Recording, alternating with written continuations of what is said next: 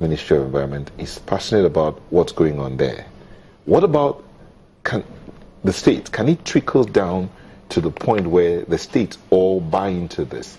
Because COP22, go back COP21, COP20, action. It's like we're racing against time. Yeah, thank you very much. There is no country in the world where you have a global agenda being implemented successfully without the cooperation of ordinary people, including me, who is not in government. So if the federal government, like we know now that we have a brilliant person in the Ministry of Environment, is willing to do something. When you don't carry the state along, you don't carry the local government along, and you don't carry the university, the research institution along, you don't carry the media along, we're not going to get to anywhere. So for me, I think, from what I understand, from what I know, the federal government just needs to lead the way. Somebody needs to lead the way.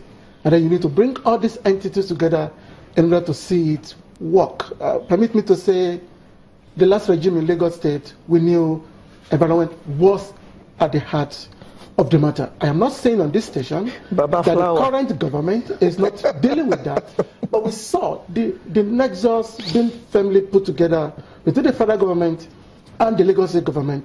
For example, the Climate Change Summit, and we saw the impact, we are seeing the impact on the green environment, the green landscape in Lagos State. And then when you go to the South-South, it's one or two states also did the same thing. So the state needs to be involved. But then the question is, if we have the right person in the Ministry of Environment at the federal level, do we have the right person at the Ministry of Environment at the state level, at the local government level? This is the heart of the matter. Okay. If I can quote. Doctor, do you feel that government is campaigning this enough for the citizens to adequately understand the meaning and the gravity of what this is all about? He was talking about emissions now. The woman in the village doesn't know what he's talking about. You're talking about planting trees. Why should I plant trees? I live in the village. I'm just a fisherwoman in my village outside Warri.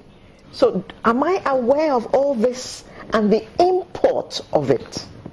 Now, if you look at the Paris Agreement, which is a very beautiful document, it talks about national governments and subnational government. The subnational governments is where the states come into, because we are too much focused on the national government. There's a responsibility for the national governments to go, like in COP22, one state, Akwa Ibom State, did something that was quite exceptional. They had a sideline event in which the governor flew down and spoke to a whole lot of people and managed to map his 5-point development agenda to climate change action. That was great. And then in those agenda, he listed communities, inclusion, stakeholder. So what I'm saying here is that the states don't need to wait for the federal to do what they need to do. Then the states need to pass this down to the local governments, for the local governments to the communities, and that's when it will get to the woman you're talking about who doesn't know about this. But if you expect the federal, who is involved in doing policies, practices and actions, to come and then interpret the document, which emphasizes so much on sensitization, awareness, participation and inclusion, you find that, and the states sit back and they are waiting for the federal to come in. It's not going to work. You know, Akwa Ibom State took time. They did the program, the Climate Change Summit. They went a step further. The SSG, the governor and key officers went to Marrakech. They went to most of the side events. They had a sideline event that was really international standard. And they were able to communicate to the world what the state was doing. So what I need is, I need other states to engage at this same level so that we do not put too much pressure on the federal government, you know. And then we need to look at the INDCs, for example. The INDCs has 6 major strategies: the strategy on forest, strategy on agri, energy, transport, industry and commerce, and of course the vulnerable group. That is where Lake Chad issue comes in. You remember the federal, the president always spoke about Lake Chad, and he said that Lake Chad has shrunk to about 10% of its size. And then in that process, he mentioned security issues, and he also mentioned the Boko Haram.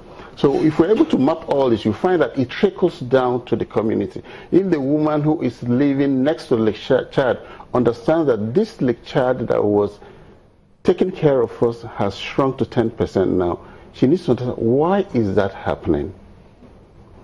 And we also need to understand that the issue of climate change is a common issue. We do not want to wait to look upon somebody else to tell us what it is.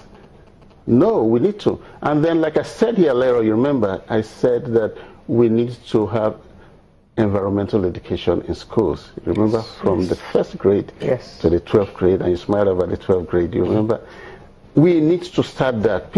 We need to grow up and let it be a part of us. Environmentally conscious. Yes, it's not something you just do, run one program and one show. No, we need to begin to groom the next generation about it. And then we need to set up adult education for environmental issues. Like you said, coming in here, all we saw on the road was environmental degradation. We saw a whole lot of, we saw a woman bring her garbage and dump it on the road.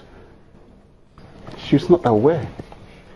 And then even if she's aware, there's need for enforcement. We are not enforcing a lot. And the young man who was with me in the car said, the government can actually make money through enforcement on this kind of stuff. So it goes a lot way beyond that. But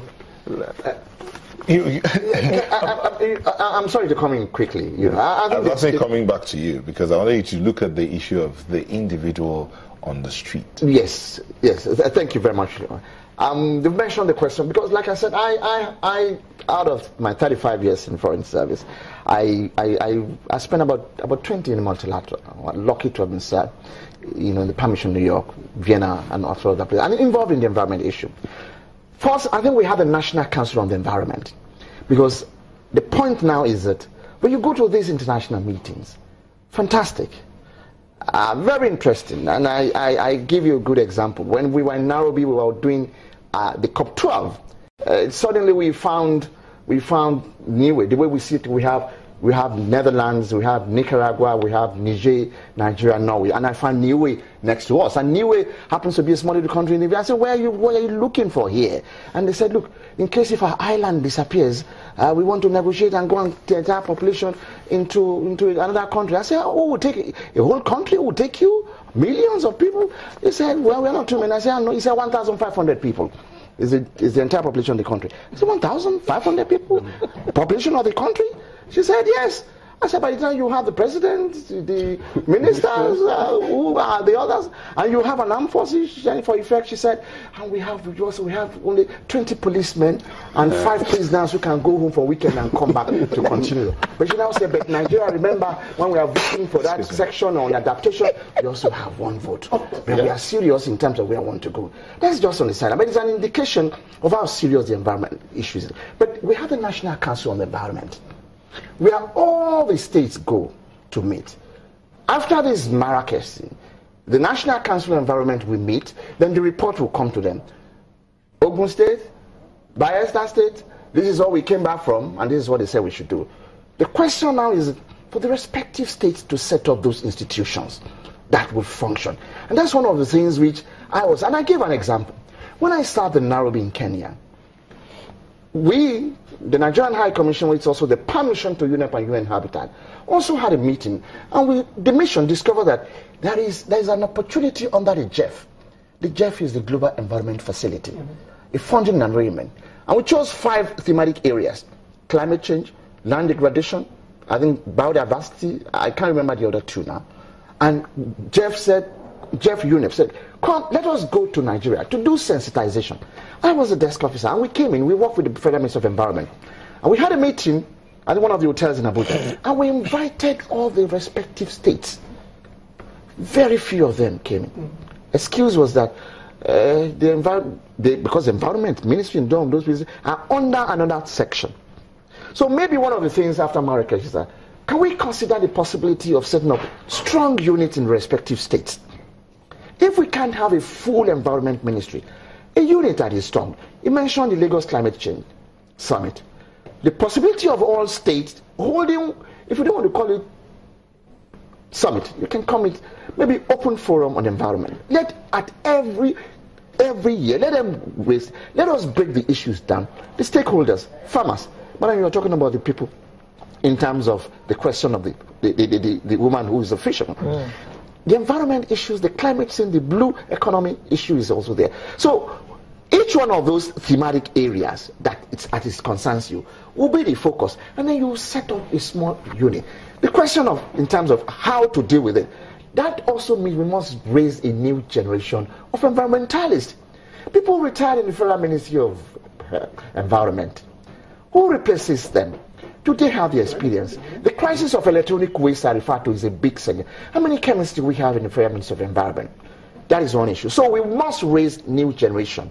Then the education curriculum, because that's one of the key issue which the COPs of the climate change as well as UNEP itself. So we must. At least, if I stand corrected here, at least 80% of the universities in Nigeria have Department of Environmental Studies. Yes. That means research is going on in these universities. Yes. How much of that research is being used? Well, that's you will answer that momentarily when we come back from this break. Because